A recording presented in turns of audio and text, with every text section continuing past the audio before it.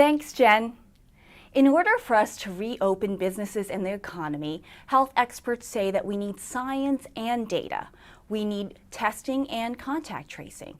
So can our smartphones help us to effectively track and trace the spread of the coronavirus infections?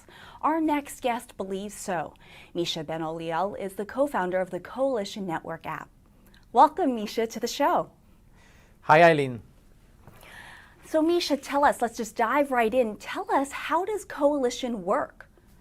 It's a very simple app that is going to help you record all your interactions with people. So when you meet people who have this application, the Coalition app, automatically you don't have to do anything. The app will record the time you spent with people and when you were in proximity with them. And in the event someone in your community, your family, your friends, or the group of people you meet regularly, if someone basically is tested positive, then automatically the app will alert you that you have been in contact with someone who was infected. So it's a way really to prevent basically the pandemic, and it's a way to let you know if you have been in contact with the virus, so you can act faster. Great. So tell us about the technology. I understand it's Bluetooth enabled as opposed to location based. Can you tell us a little bit about the different models and how Coalition uses Bluetooth technology to help stop the spread? So when you launch the app, each time you encounter someone, it will exchange an anonymous random identity with the other phone, and that information gets stored on your phone and stays on your phone with the time you spend with that person. So no information leaves your phone. So with Bluetooth tracing technology, that information stays with you. Only if you declare that you are infected, and at that point this information gets shared, so only your random identities with other people who have the app, and that's how the app is able to receive that information and check if it was in contact with someone who was infected, and then in that case alert you. Okay, that's great. Now tell us about the accuracy of this Bluetooth technology. How close do you need to be to someone, or how long do you need to spend time with them? Like if you're in the grocery store, how long before the technology can make a connection? So these are two different points. One, in terms of distance, we can know very accurately when you are within 6 feet with someone, which is great because that's actually the distance when you start to be in danger if you have spent some time with someone who was infected. When it comes to the epidemiologic model, it's going to improve. We need a lot of input from epidemiologists, but we can tune it according to the information we get from various epidemiologists. Most probably it will be after spending 5, 10 or 30 minutes with someone in a close distance that the app will alert you. I see. And how does someone, for example, declare that they may have an infection? So today it's a self-declaration. Users can simply, if they have been tested positive or if they have been asked to stay at home because they have the symptoms, they can just self-declare themselves. And in the future, we are working with labs and doctors, so users will communicate a random identity, and when the lab gets your results, automatically it will change your status in the app and let you know if you have been tested positive or negative.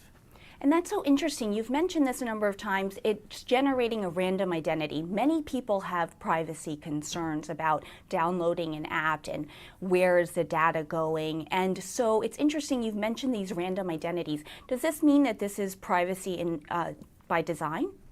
It is made with privacy by design. When we saw in mid-March, when we started the confinement, we saw what Singapore did. And my team and I felt that we were very compelled to actually bring a solution that would work because we know Bluetooth technology for more than 10 years, and we have been working with apps that use Bluetooth for more than 10 years. But also we felt very compelled because we have a good knowledge of modern cryptography, so we were able to build and design a protocol that protects people's privacy, and that was one of the reasons why we worked around the clock to bring this solution to the market. That's great, Micha, and I'm curious about these other initiatives that we keep reading about in the headlines. There's the Apple-Google initiative that's to be released soon, as well as the MIT project. Can you tell me, does Coalition, is that compatible with these systems? How are they siloed? Can you tell us more about how Coalition interacts with these systems? So that's a very good question. It's very important because when people are going to travel, you don't want to have to download a new app each time you go in another state or another country. So Coalition is open sourced. All the code and the app is pushed into a non-profit foundation. And it's going to be very easy for other applications to actually be interoperable with the Coalition app. We are also working with the team on the decentralized server architecture, so anyone will be able to use it to actually store these random infected identities so they can be shared with the greater number, and that way enable interoperability. That's something that's very important, and we keep on improving the system and working on this.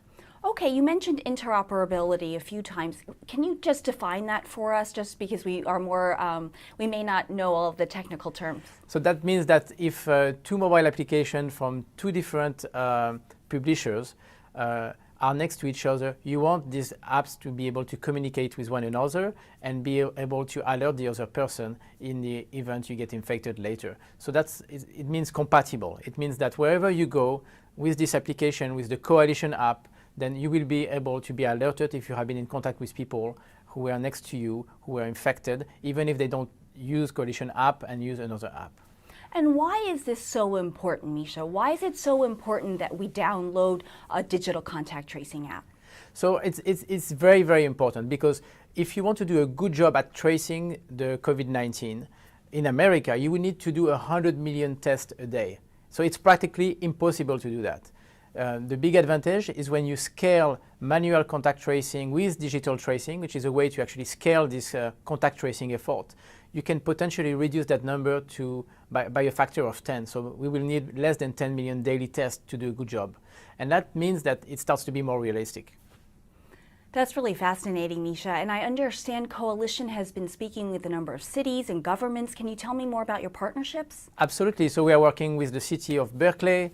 We partnered with the government of France to help them on the Bluetooth stack for their own mobile application, and also potentially to help them with a decentralized protocol for better privacy. We partnered with, in Africa with the Senegalese government that is going to use the Coalition app and the design and the whisper tracing protocol we developed. So it's, we are having also requests from universities, other cities in America, and some other governments. You mentioned universities, and I understand there may be enterprise applications as well. Can you tell me about how you're evolving the technology? Absolutely. So we realized that in many cases, especially for certain categories of workers or employees, sometimes they do a job where they cannot have a smartphone with them. So in that specific situation, they will need a specific device. So we developed a specific device that workers will be able to have with themselves that does the exact same job as a smartphone, but without the need of having a smartphone always with you. That's very interesting. And also, I wanted to ask, we're running out of time, but I did want to ask you, there is some reluctance or resistance from the American people just in regard to trusting, technology and sharing their data. What message would you want to share with someone who is reluctant to download an app like this? I think it requires some education, but people will quickly realize that you can have an app installed on your phone that doesn't share the information that the app is generating. And actually with the Coalition app, you don't have to enter any personal information. And we insist on saying to the user that all the information stays on the phone and never leaves the phone unless they get infected. In that case, what they share are just anonymous random identities. So nobody can do anything with it except other people who have the mobile application that can compute on the phone to see if they spend time with someone who was infected. But what I want to say is it's very important, because the same way you go out now and you wear a mask when you go to a public place, the same way you're going to wash your hands when you come back home, these apps are going to help protect you, protect your friends, your family, your coworkers. So it's very important that we take the habit of using them. It sounds like a very important tool to help protect ourselves going forward. And we are asking all of our guests during this time, how are you, Micha, getting through the great pause? Well, I thought I would have more time to read and by myself, but when we started the Great Pause, we actually started to work on this project. And it has been, we have been very busy, working around the clock to bring a protocol to protect people's privacy, and also to bring this mobile application, the Coalition app, and help more governments, more cities to adopt these technologies. That's great. Is there anything else you want to share with us before we have to run? I encourage everyone really to start using a contact tracing app. And what I can share is imagine if we had these tools before this pandemic arrived. We probably would have avoided what's happening now, where we're all stuck at home. And now the economy is really hurt. And with these tools, we can avoid that to happen again in the future. Well, thank you so much for joining us, Micha. We really appreciate your educating us on how your technology works and all of your hard work. Thank you again for joining us. Thank you, Eileen. Thank you again for joining us, Micha. Now back to you, Jen.